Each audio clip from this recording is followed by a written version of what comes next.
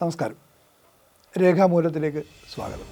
ലക്ഷങ്ങൾ മരിച്ചു വീണ ഒരു കൊടും ക്ഷാമത്തിൻ്റെ നടുവിൽ നിൽക്കുമ്പോൾ മനുഷ്യർ എന്ന് ആവർത്തിക്കട്ടെ, എന്താകും ചിന്തിക്കുക? എന്തെങ്കിലും ചെയ്യാൻ നമുക്കാകുമോ എന്നാവില്ലേ? എന്നാൽ ബംഗാൾ ക്ഷാമം അതിൻ്റെ തീവ്രതയിൽ നിൽക്കുമ്പോൾ ബോംബെയിൽ നിന്ന് വന്ന ഒരു പ്രസ്താവന ഇങ്ങനെയായിരുന്നു: ഹിന്ദു സംഘടനകളും വ്യക്തികളും ഹിന്ദുക്കൾക്ക് മാത്രമേ സഹായം നൽകാവൂ, ആ സഹായം മുസ്ലിങ്ങളിലെത്താതെ നോക്കണം. ഇങ്ങനെയൊരു ആഹ്വാനവുമായി ഒരു നേതാവോ സംഘടനയോ പുറപ്പെട്ടാൽ അവരെ എന്തു പേര് വിളിക്കാനാവും? മനുഷ്യർ എന്ന് വിളിക്കാനാകുമോ? 1943 വർഷം. രണ്ടാം ലോക യുദ്ധകാലത്തെ ബംഗാൾ ക്ഷാമം. 30 ലക്ഷം പേർ മരിച്ചു എന്നാണ് ഏകദേശ കണക്ക്. എത്ര ഭീതിതമായിരിക്കും ആ ദുരന്തം എന്നറിയാൻ ഈ കണക്ക് മതിയല്ലോ. ക്ഷാമം ജീവനുകൾ വിഴുങ്ങി പടരുന്നു. പണമായും ഉൽപ്പന്നങ്ങളായും സഹായം ഒഴുകുന്നു.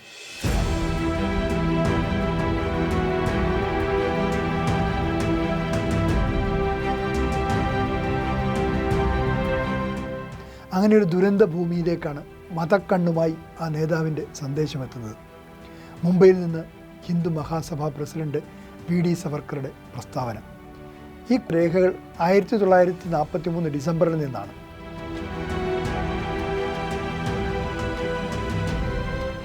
ബംഗാളിലെ ക്ഷാമഭൂമിയിൽ മുസ്ലിങ്ങൾ ഹിന്ദു സ്ത്രീകളെയും കുട്ടികളെയും മതം മാറ്റുന്നു.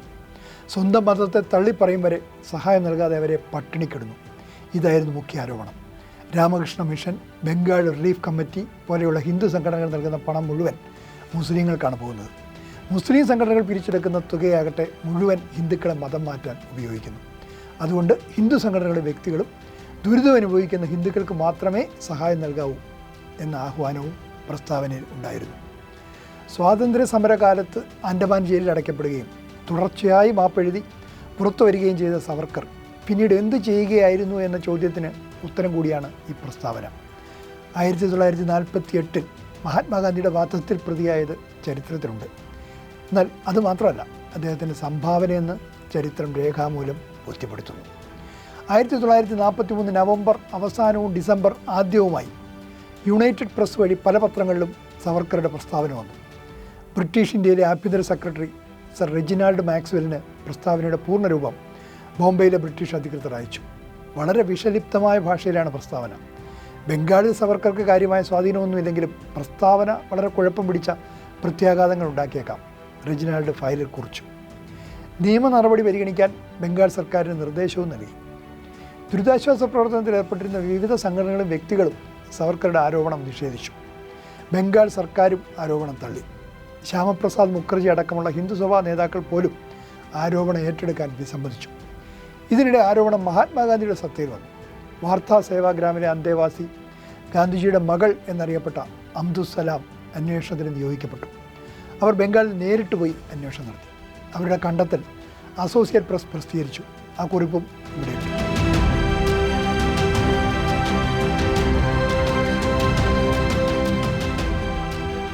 വിശദമായ അന്വേഷണത്തിനും വിവിധ ഹിന്ദു മുസ്ലിം സംഘടനകളുമായി വ്യക്തിപരമായി നടത്തിയ ചർച്ചയ്ക്ക് ശേഷവുമായിരുന്നു അവരുടെ റിപ്പോർട്ട്.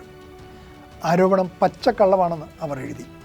ഹിന്ദുവിനെ മുസ്ലിമാക്കാനോ തിരിച്ചോ ഒരു ശ്രമവും ഒരിക്കലും ഒരിടത്തും ഉണ്ടായിട്ടില്ല. നേരെ മറിച്ച് ഹിന്ദു മുസ്ലിം സംഘടനകളായ Marwari service society, Ramakrishna mission, Arya Samaj relief committee, Muslim chamber of commerce relief committee തുടങ്ങിയവ ഹിന്ദുക്കളും മുസ്ലിങ്ങളുമായ അഗതികൾക്ക് മതമോ ജാതിയോ പരിഗണിക്കാതെ സഹായം നൽകുന്നുണ്ടെന്ന് മനസ്സിലാക്കി.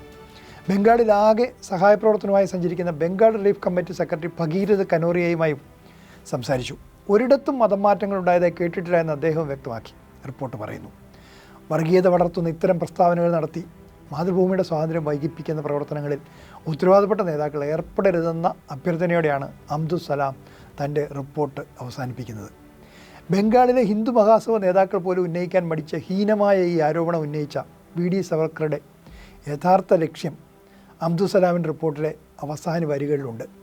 ബ്രിട്ടീഷുകാർക്ക് മാപ്പെഴുതി പുറത്തു വന്ന സവർക്കർ അവർക്ക് നൽകിയ ഉറപ്പ് പാലിക്കുകയായിരുന്നു എന്ന് കരുതാം.